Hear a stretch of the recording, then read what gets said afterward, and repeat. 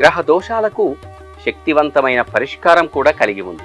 నవగ్రహాలు చాలా శక్తివంతమైనవి కూడా. అది నిజమని మన జ్యోతిష శాస్త్రం కూడా చెబుతోంది. ప్రతి భక్తుడి జీవితంలో ఎదురయ్యే ఒడిదొడుకులు, కష్ట సుఖాలు, లాభ నష్టాలు అన్నింటికీ కూడా గ్రహస్థితే కారణం. అందుకే గ్రహ దోషాలకు పరిహారంగా నవగ్రహాలను దర్శించి ప్రదక్షిణలు చేయడం, ఆ నవగ్రహాలకు తైలాభిషేకాలు, శాంతి పూజలు జరిపించుకోవడం వలన గ్రహ దోషాల వల్ల కలిగే అనేక సమస్యల నుంచి భక్తులు ఉపశమనం లభిస్తుంది. దైవ దర్శనం అత్యంత ప్రధానం.